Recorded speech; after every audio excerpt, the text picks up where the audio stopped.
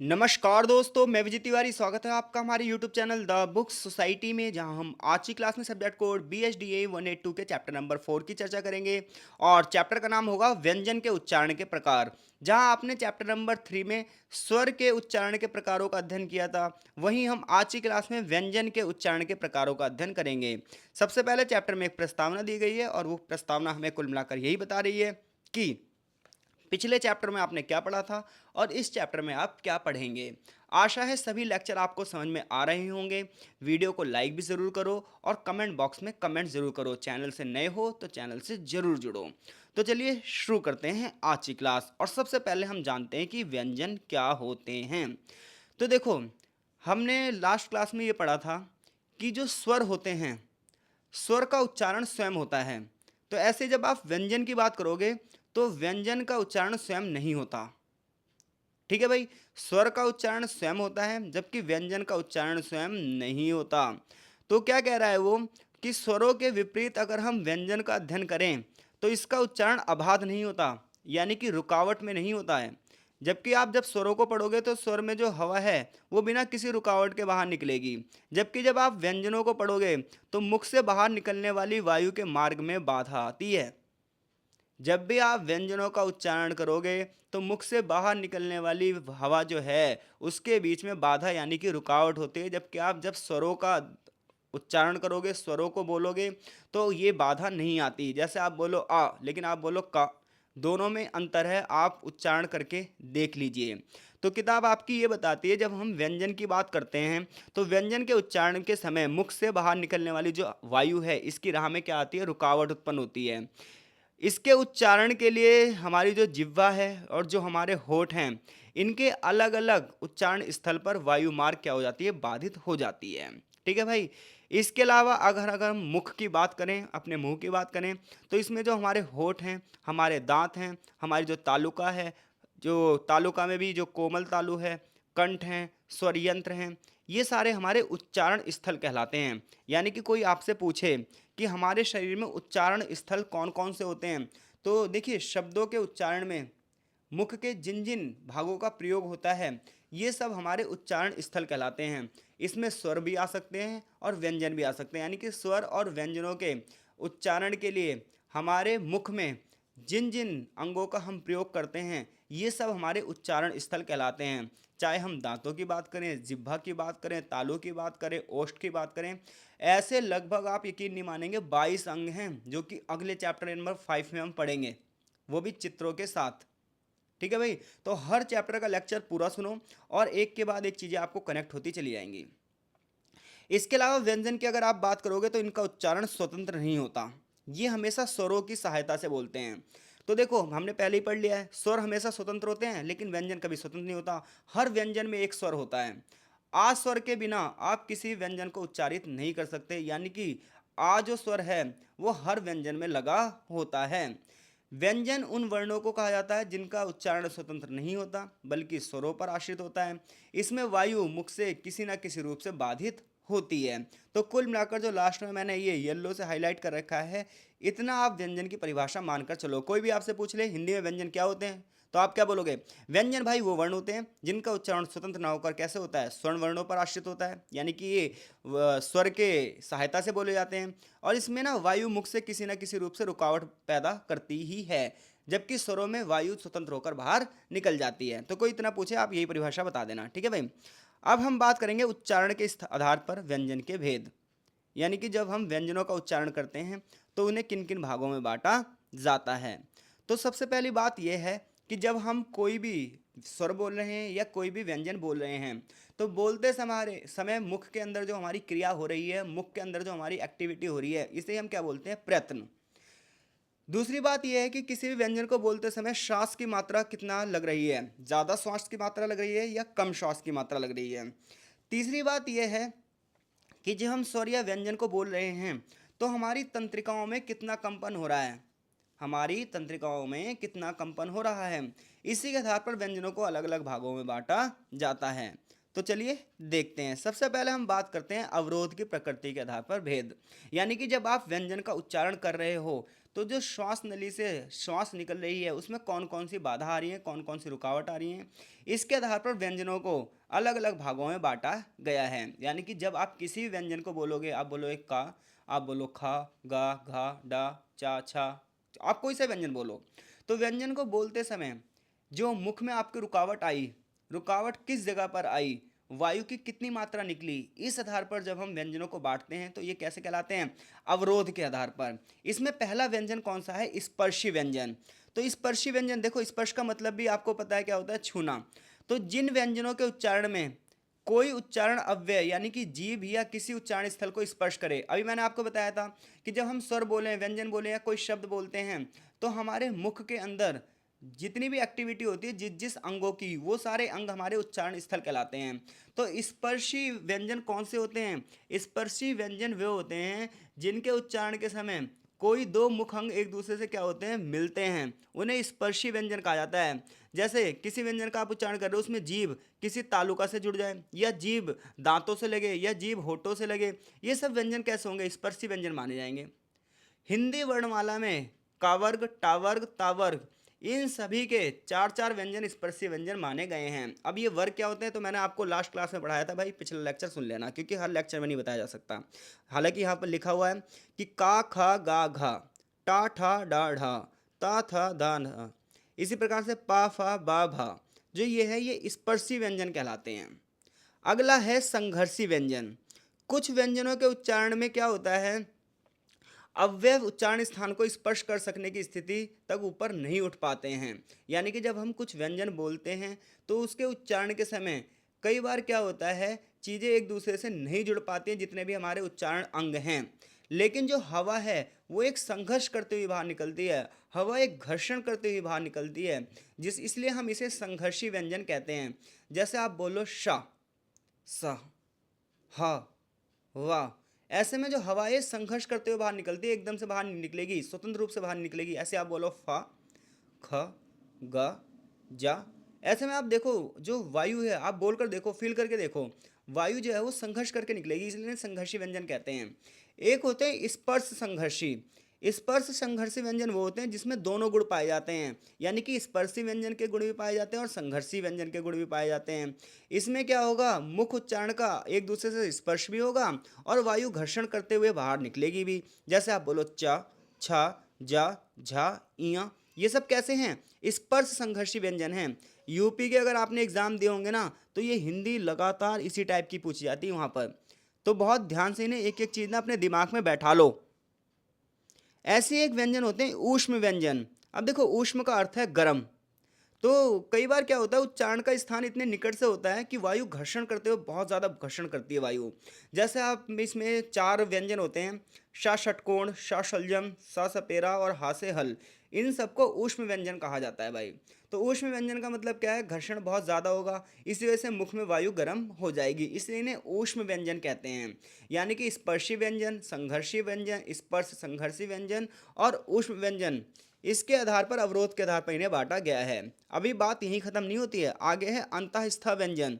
अंतःस्थ व्यंजन में पता क्या होगा, जो हमारी जीभ है, जो हमारी तालु है, दांत हैं और जो होठ हैं, ये एक दूसरे के निकट तो आएंगे लेकिन ये छुएंगे नहीं एक दूसरे को। यानी कि कुछ व्यंजन ऐसे होते हैं जिनका जब हम उच्चारण करते हैं, जिन्हें हम बोलते हैं, तो हमारी जो जीभ है, तालु है, दांत है, होठ हैं, ये एक दूसरे के पास तो आएंगे लेकिन ये एक दूसरे को छुएंगे नहीं। इसलिए इन व्यंजनों को हम क्या कहते हैं, अंतःस्थ व्यंजन कहते हैं। कौन सा व्यंजन कहते हैं, अंतःस्थ व्यंजन कहते हैं। जैसे आप बोलो या, तो जब आप या बोलोगे तो सारे के सारे जो जीभ, तालु, ओष्ठ हैं, ये एक दूसरे के पास तो आ रहे हैं लेकिन जुड़ नहीं रहे। या, रा, ला, वा, ये चार व्यंजन कौन से हैं, अंतःस्थ व्यंजन हैं। इन्हें अर्धस्वर भी माना जाता है भाई। अब अर्धस्वर क्या होते हैं, तो अर्धस्वर मतलब आधे स्वर। इसमें क्या होता है, इसके उच्चारण में जो जीभ है वो स्वरों के उच्चारण की तुलना में अधिक ऊपर की ओर उठती है और वायु मार्ग अवरुद्ध हो जाता है इसकी वजह से। या और वा को अर्ध स्वर माना गया है, या और वा को क्या माना गया है, अर्ध स्वर माना गया है। ऐसी एक व्यंजन होता है लुंठित। कौन सा होता है, लुंठित। इसमें जीभ का जो आगे वाला भाग है ना, ये मुख के बीच वाले भाग में पहुंचकर बार बार आगे की ओर जाता है और बार बार पीछे की ओर जाता है। जीभ का अगला वाला भाग मुख के बीच में एक बार आगे की ओर जाता है और फिर पीछे की ओर जाता है। इस व्यंजन को हम कौन सा व्यंजन कहते हैं? इस व्यंजन को हम बोलते हैं लुंठित व्यंजन। हिंदी वर्णमाला में जो रा है, आप बोलो रा, तो रा में देखो जीभ एक बार आगे जाएगी और एक बार पीछे जाएगी। तो रा बोलते समय जीभ एक बार आगे गई पीछे गई, इसे हम कौन सा व्यंजन कहते हैं? लुंठित व्यंजन कहते हैं। ऐसे एक व्यंजन होता है पार्श्विक व्यंजन। कौन सा व्यंजन? पार्श्विक व्यंजन। इसमें मुख का जो बीच वाला भाग होता है ना भाई, वो एक दूसरे के पास आ जाता है और वायु को रोक देता है, इसलिए इसे पार्श्विक व्यंजन कहा गया है। कौन सा व्यंजन कहा गया है? पार्श्विक। जैसे आप बोलो ला, तो जैसे आप ला बोलोगे तो ला में क्या होगा कि मुख के जो अव्यय हैं, जो मुख के उच्चारण स्थल हैं, ये एक दूसरे के पास तो आ रहे हैं, हवा को रोक दे रहे हैं, हवा साइड से निकल जा रही है। जैसे आप बोलो ला, बोलकर देख लो आप। इसी प्रकार से एक व्यंजन होते हैं उच्छिप्त व्यंजन। कौन से? उच्छिप्त व्यंजन। तो उच्छिप्त व्यंजन में क्या होता है? जीभ ऊपर की ओर उठती है और मुंह को स्पर्श करती है और एक झटके से तुरंत ही जीभ नीचे की ओर आ जाती है। जैसे आप बोलो ड़ा, तो जैसे बोलोगे आप ड़ा, आप बोलो ढा, तो ढा में देखो, जैसे आप बोलोगे ढा, बोल के देखो आप ढा, तो ढा, जैसे आप बोलोगे ढा, तो जीभ एकदम से ऊपर की ओर जाएगी और एक झटके से नीचे की ओर आएगी, इसलिए इन्हें कौन सा व्यंजन कहते हैं? उत्थित व्यंजन कहते हैं। तो अगर आप इन्हें याद करने बैठ गए तो चीज़ें तो भाई आपको याद होने वाली नहीं हैं, लेकिन आप फील करने बैठ गए, चीज़ों को समझने बैठ गए, तो ये चीज़ें एकदम से सेटअप हो जाएंगी। और द बुक सोसाइटी ना समझाने का ही ज़्यादा प्रयास करती है भाई। तो इसलिए आप हमारे चैनल से ज़्यादा से ज़्यादा जुड़ो और कमेंट बॉक्स में कमेंट जरूर करो भाई, हैं। आगे देखो भाई, आगे हम प्राणत्व के आधार पर व्यंजनों को बांटते हैं। अब तक हमने व्यंजनों को किसके आधार पर पढ़ा है? अब तक हमने पढ़ा है अवरोध की प्रकृति के आधार पर। तो हवा जो है वो किस माध्यम से रुक रही है, इसके आधार पर स्पर्शी, संघर्षी, स्पर्श संघर्षी, उष्म, अंतःस्थ, अर्धस्वर, लुंठित, पार्श्विक, उत्क्षिप्त, ये सभी व्यंजन हमने पढ़े। अब हम प्राणत्व के आधार पर पढ़ेंगे। तो देखो, प्राण का मतलब क्या होता है? हमारे शरीर से जो वायु होती है, श्वास हम जो ले रहे हैं, यही तो हमारी प्राण वायु है, यही तो हमारे प्राणों को बनाए रख रही है। सांस रुक जाए इंसान मर जाएगा। तो वायु, हवा, श्वास या प्राण वायु की जो शक्ति है, इसे ही हम प्राणत्व कहते हैं, इसे ही हम प्राण कहते हैं। इसके आधार पर व्यंजन दो प्रकार के होते हैं, एक अल्प प्राण और एक महाप्राण। अल्प प्राण में जो है वायु मुख से कम मात्रा में निकलेगी, इसलिए इन्हें अल्प प्राण कहते हैं। जबकि महाप्राण में वायु जो है वो अधिक मात्रा में निकलेगी, इसलिए इन्हें महाप्राण कहते हैं। तो जिन व्यंजनों के उच्चारण में मुख से कम मात्रा में वायु निकले उन्हें क्या कहते हैं भाई? उन्हें हम कहते हैं अल्प प्राण। लाइक डैट आप बोलो, यहाँ पर जो एग्जाम्पल लिखे हैं, का गा डा, चा जा इया, टा डा डा, ता धा ना, पा बा मा, ये सब क्या है? अल्प प्राण हैं। इसके अलावा या रा ला डा भी इसी वर्ग में आते हैं। अब आप महाप्राण में देखो, महाप्राण में पता है मुख से वायु ज़्यादा मात्रा में निकलेगी। आप बोलो खा, घा, झा, झ, ढा, ढा, इन सब में हवा जो है ज़्यादा निकल रही है, आप बोलकर देख लो नहीं तो। ठीक है भाई। तो प्राण के आधार पर व्यंजन कितने प्रकार के हैं? वैसे दो, एक अल्प प्राण और एक महाप्राण। इनके उच्चारण के समय ना पता क्या होता है, फेफड़ों से हवा बाहर की ओर निकलती है और अलग अलग तंत्रियों से टकराती है, इससे कंपन होता है, एक झंकार उत्पन्न होती है, एक लय उत्पन्न होती है भाई। इसके आधार पर भी व्यंजनों को दो भागों में बांटा जाता है, एक घोष और एक अघोष। यानी कि जब आप व्यंजनों का उच्चारण कर रहे हो तो जो श्वास है वो फेफड़ों से बाहर आ रही है और अलग अलग स्वर तंत्रिकाओं से टकरा रही है, जिसकी वजह से इनमें एक कंपन हो रहा है, एक झंकार उत्पन्न हो रही है, संगीतमय लय आ रही है। तो इन्हें दो भागों में बांटा जाता है, घोष और अघोष। घोष में क्या होगा? घोष में हवा जो है वो कंपन करती है। हवा क्या करती है? शरीर के अंदर कंपन लाती है। जैसे आप बोलो गा, तो जैसे आप बोलोगे गा तो एक ना झंकार आएगी, एक संगीतमय लय आएगी। आप बोलो घा, आप बोलो डा, ये सब घोष व्यंजन हैं। तो यहाँ पर ये एग्जाम्पल लिखे हैं, सारे घोष व्यंजनों के एग्जाम्पल हैं। अब आप अघोष बोलो, तो अघोष व्यंजनों में पता क्या होता है? तंत्रिकाएं एक दूसरे से दूर जाती हैं। देखो, घोष में तंत्रिकाएं एक दूसरे के निकट आ रही हैं और एक कंपन उत्पन्न हो रहा है, जबकि अघोष में पता है क्या होगा? तंत्रिकाएं एक दूसरे से दूर जाएंगी और मुख तक आने वाली वायु में कोई कंपन ही नहीं होगा, इसलिए इन्हें अघोष व्यंजन कहा जाता है। जैसे आप बोलो का, खा, चा, छा, ये एकदम से बोल दे रहे हैं हम, इसमें कोई कंपन ही नहीं है। तो कंपन होगा तो कौन सा है? घोष है। कंपन नहीं होगा तो कौन सा है? अघोष है। तो अब तक जितने प्रश्न बने हैं, इन प्रश्नों का उत्तर आप दे सकते हो। व्यंजन से क्या अभिप्राय है, इसकी विशेषताएं बताओगे। तो व्यंजन से क्या अभिप्राय है? ये स्वर की सहायता से बोले जाते हैं और मुख में वायु में रुकावट होती ही होती है। उच्चारण के स्थल पर व्यंजन के भेद बताओ। तो इतने सारे उच्चारण के स्थल पे हैं, वो आप सारे लिख सकते हो। तो इन सभी प्रश्नों के आप उत्तर दे दोगे, डेफिनेटली आप करके देखिएगा। कोई दिक्कत आए तो आप हमारे टेलीग्राम ग्रुप से भी जुड़ सकते हैं, इंस्टा पे मुझे फॉलो भी कर सकते हैं। अब देखो भाई, आगे चैप्टर में हमें अर्ध स्वर और पूर्ण स्वर के बारे में बताया है। तो जो अर्धस्वर होते हैं कौन से होते हैं, तो या और वा को अर्धस्वर माना जाता है। लेकिन अभी हमने पढ़ा था कि प्राचीन काल में 4 अर्धस्वर थे, या, रा, ला, वा। लेकिन आधुनिक भाषा में सिर्फ या और वा को ही अर्धस्वर माना गया है, ला और रा को व्यंजन माना गया है, क्योंकि इनमें व्यंजन के गुण अधिक हैं। तो कोई आपसे पूछे अर्धस्वर कौन से हैं, तो पहले आप अर्धस्वर बताओगे 4 थे, लेकिन वर्तमान में जो हिंदी वैज्ञानिक हैं इन्होंने क्या करा है, रा और ला को पूर्ण व्यंजन माना है, जबकि या और वा को अर्धस्वर माना है, यानी कि आधा स्वर माना है, क्योंकि इसमें स्वर के गुण ज़्यादा होते हैं। जैसे आप बोलो या, तो जब आप या बोलोगे तो इसमें ई और आ जैसी स्थिति आएगी, इसलिए इसे अर्धस्वर कहा जाता है। ऐसे आप वाह बोलोगे, तो जब आप वाह बोलोगे तो दांतों के ऊपर की जो पंक्ति है वो होठ के संपर्क में आ जाएगी, वाह, बोलो वाह। तो जैसे आप वाह बोलोगे तो होठ कैसे चले जाएंगे, दांत के ऊपर की तरफ चले जाएंगे, और हवा निकलने का मार्ग बहुत पतला रह जाएगा, घर्षण बहुत ज़्यादा होगा। तो कुछ लोग इसे घर्षण व्यंजन भी कहते हैं और कुछ लोग इसे अर्धस्वर भी कहते हैं। ठीक है भाई। तो अर्धस्वर पूछे तो कितने हैं, पहले 4 थे, या, रा, ला, वा। अब कितने हैं, 2 हैं, एक या और एक वा। ऐसी डा ध्वनि की बात करो, तो जब आप बोलोगे डा, तो जीभ की नाक उलटकर, जो जीभ की नोक है, माफ कीजिएगा, जो जीभ की नोक है वो उलटकर ना तालु को स्पर्श करेगी। देखो यहाँ पर ना मिसप्रिंट है, तो मिसप्रिंट है, अब हम क्या कर सकते हैं, इसमें जबान लड़खड़ाएगी। अब बताओ, तालु को इसने लातू लिख रखा है, अब बताओ क्या करें। तो जीभ की नोक उलटकर जब तालु को स्पर्श करती है तो पीछे की ओर जाएगी। अब बोलो डा, तो आप डा बोलोगे, तो देखो आप बोलो डा, तो डा बोलते वक्त जीभ आप देखोगे पीछे की ओर जा रही है, तो जब पीछे की ओर जा रही है इसलिए इसे सघोष, अल्पप्राण, मूर्धन्य, उत्प्रेक्षित ध्वनि भी कहते हैं। इसी प्रकार से जो ढा ध्वनि है, ढा ध्वनि जो है वो महाप्राण है, जिसके बारे में हमने पढ़ा। ऐसी ला जो ध्वनि है, इसमें क्या होगा, इसमें जो जीभ की नोक है वो हमारे मुख को छूकर मार्ग बंद कर देगी। बोलो आप ला, देखो ला बोलोगे तो जीभ बिल्कुल ऊपर चली गई, ऊपर वाले हिस्से को बोलते हैं वस, और वर्ष को जब जुड़ गई तो पूरे हवा की मार्ग को इसने रोक लिया, अब हवा साइड से निकलेगी। तो ये सब हमने पहले से पढ़ लिया भाई, ठीक है। अब हम पढ़ेंगे नासिक के ध्वनियों के बारे में। किसकी ध्वनियों के बारे में, नासिक के, यानी कि वो व्यंजन जिन्हें बोलते समय वायु जो है वो नाक के माध्यम से निकलेगी, उसे हम नासिक के कहेंगे। ये भी 2 प्रकार की होंगी, एक मुख विवर और एक नासिका विवर, क्योंकि जो हवा है वो 2 भागों से निकलती है, एक मुख से सांस लेते हैं हम और एक नाक से।